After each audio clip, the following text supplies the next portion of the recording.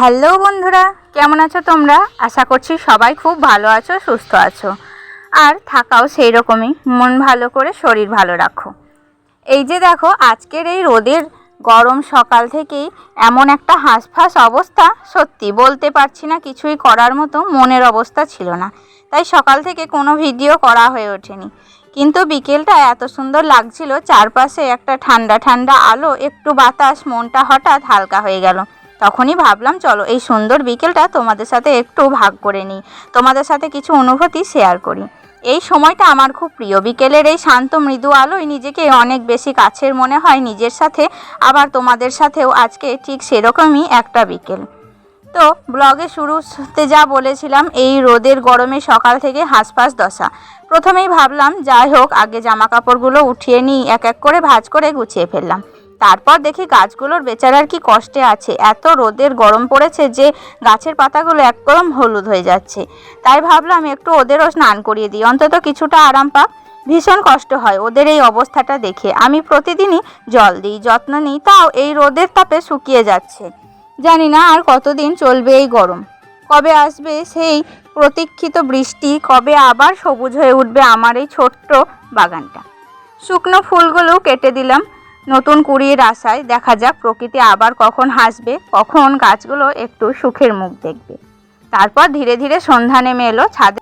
এই দেখো, এখন বিছানাটা পরিষ্কার করে নিলাম, পরিষ্কার চাদর পেতে আর বালিশগুলোর কভারগুলো এক এক করে পাল্টে দিলাম।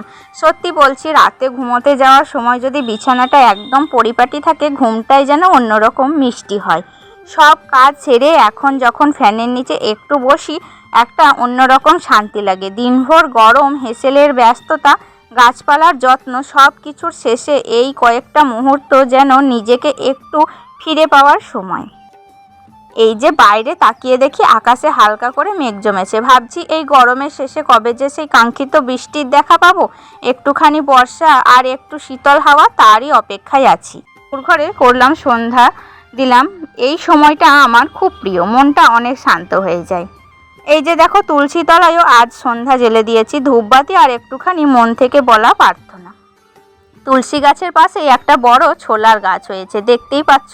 সত্যি বলতে একটু অবাকই হলাম, কখন যে এত বড় হয়ে গেল বুঝতেই পারিনি। যাই হোক, এবার সন্ধ্যার কাজগুলো সেরে চলে এলাম রান্নাঘরে। দিনের শেষটা তো আর খাওয়া ছাড়া কিছু হয় না, তাই ভাবছি আজকে একটু হালকা কিছু করব।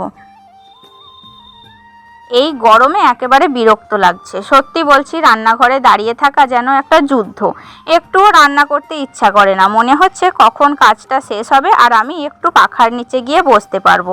এত গরম সহ্য করা যাচ্ছে না। কবে যে একটু ঠান্ডা হাওয়া বইবে কে জানে। তবু গরম হোক আর ঠান্ডা, আমাদের তো আর রেহাই নেই, রান্না তো করতেই হবে, তাই না? তো শুরুতেই এখানে জল গরম করলাম, তারপর জল গরমটা ফ্লাক্সে ভরে রেখে দিলাম। তারপর দেখো, আমি এখানে বসিয়ে দিয়েছি চা বানিয়ে বিস্কুট নিয়ে সবার সামনে সার্ভ করে দিলাম। কে যেন বলেছিল গরমে চা খেলে ঘাম কমে, ঠিক বলেছে কিনা জানি না, তবে চা খেয়ে এখন সবাই বসে টিফিন খেতে ব্যস্ত। এটাই তো আমাদের ছোট ছোট সুখ, একটু গরম, একটু কাজের ব্যস্ততা, কিন্তু তার মধ্যেও পরিবারের সাথে ভাগ করে নেওয়া একটা চায়ের সময়। সত্যি বলতে ক্লান্তি থাকলেও এমন মুহূর্তগুলোই। তারপর ভাবলাম এবার বাবুর জন্য একটু হালকা খাবার বানিয়ে নিই। এই যে দেখো, দুধের মধ্যে কর্নফ্লেক্স দিয়ে দিলাম, আজকে ওকে এটাই খাওয়াবো। এই তীব্র গরমে কোনো ভাজাভুজি বা হেভি কিছু খাওয়ানো ঠিক হবে না, তাতে পেট গরম হতে পারে, শরীরও খারাপ হতে পারে। তাই আজকের রাতটাই হালকাই রাখছি, কর্নফ্লেক্স আর দুধ দিয়েই চালিয়ে দেব। এই দেখো, আমার টিফিনটাও রেডি হয়ে গেছে। তবে আগে বাবুকে খাওয়াবো, ওর খাওয়া হলে তবেই আমি নিজের দিকে একটু নজর দেবো।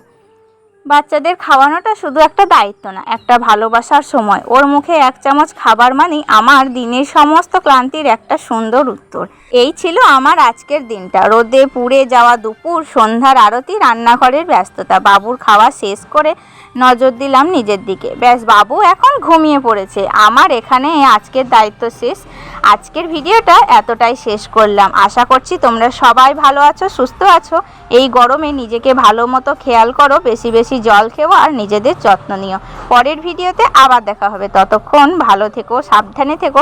ধন্যবাদ সবাইকে আমার ভিডিওটি দেখার জন্য।